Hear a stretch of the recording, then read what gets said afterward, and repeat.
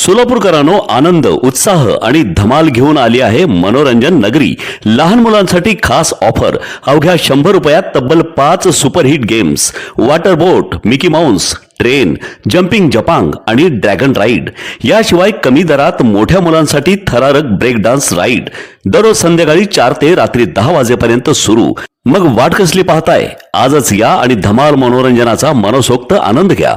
मनोरंजन नगरी, होम मैदान, पासपोर्ट कार्यालयासमोर, सोलापूर. संपर्क 9096521330. सोलापूर शहरातील वाढत्या खुनाच्या घटना, गंभीर गुन्हेगारी आणि बिघडत चाललेल्या कायदा सुव्यवस्थेच्या पार्श्वभूमीवर अभिनव सामाजिक संस्थेच्या वतीने पोलीस आयुक्त एम राजकुमार यांना निवेदन देण्यात आले आहे. शहरातील नागरिकांच्या सुरक्षिततेचा प्रश्न गांभीर्याने घेत गुन्हेगारीला आळा घालण्यासाठी तातडीने प्रभावी उपाययोजना करण्याची मागणी या निवेदनातून करण्यात आली आहे. सोलापूर शहरात मागील काही काळात विविध भागात किरकोळ वाद, मालमत्तेचे वाद, जुन्या वैमनस्यातून तसेच टोळी संघर्षातून खुनाच्या घटना घडत असल्याने नागरिकांमध्ये चिंतेचे वातावरण निर्माण झाले आहे. विशेषतः धारदार शस्त्रांचा वापर करून होणाऱ्या हल्ल्यांच्या घटनांमुळे शहरातील कायदा सुव्यवस्थेचा प्रश्न पुन्हा ऐरणीवर आला आहे.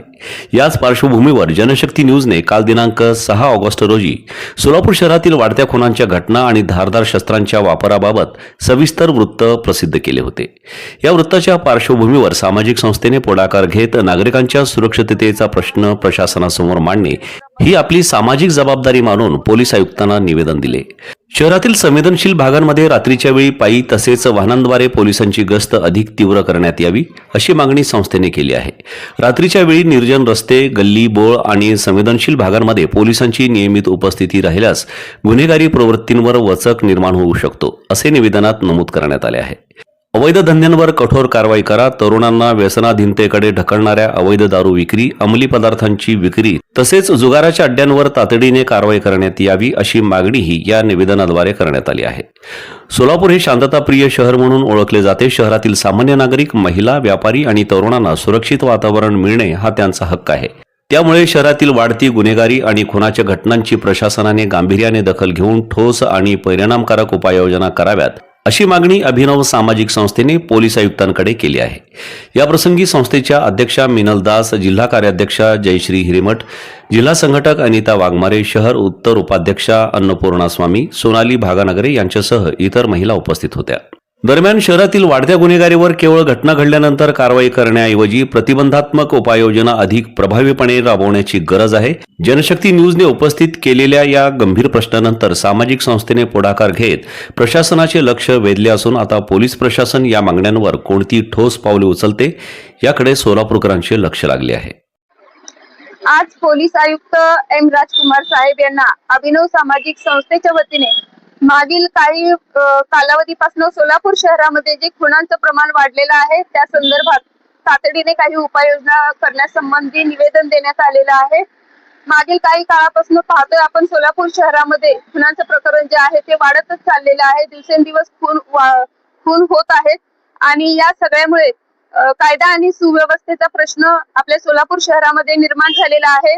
आज व्यापाऱ्यांमध्ये, महिलांमध्ये, वयोवृद्ध नागरिकांमध्ये, लहान मुलांमध्ये भीतीचं वातावरण असं निर्माण झालेलं आहे. त्याचे अनेक कारण आहेत. आपण पाहतोय की जे अवैध धंदे चालतायत शहरामध्ये, दारू, जुगार, मटका, त्यानंतर काही अंमली पदार्थांची विक्री, हे एक कारण आहे. कारण ह्याच्यामुळे तरुणाई जी आहे ती ह्या व्यसनाच्या अधीन होत चाललेली आहे आणि छोट्याशा किरकोळ भांडणांमुळे ते भांडण गुन्ह्यामध्ये रूपांतर होत आहे.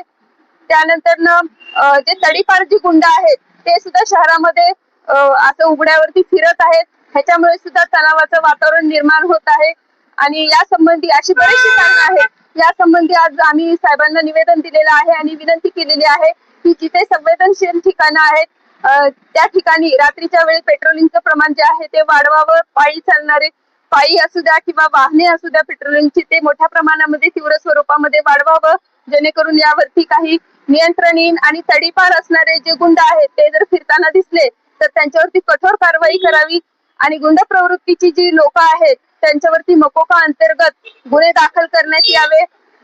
असे काही बऱ्याच गोष्टी आहेत. काही उपाययोजना आम्ही सुचवलेल्या आहेत.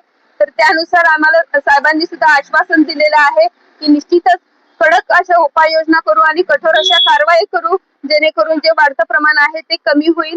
एवढे बोलून थांबतो. काम करते आणि ह्याच्यामध्ये जे पण आता आज खून हे जे होतं ते सगळं बंद झालं पाहिजे. ह्याच्यावर मोठ्याने कारवाई झाली पाहिजे असं साहेबांनी आम्हाला आश्वासन दिलेलं आहे.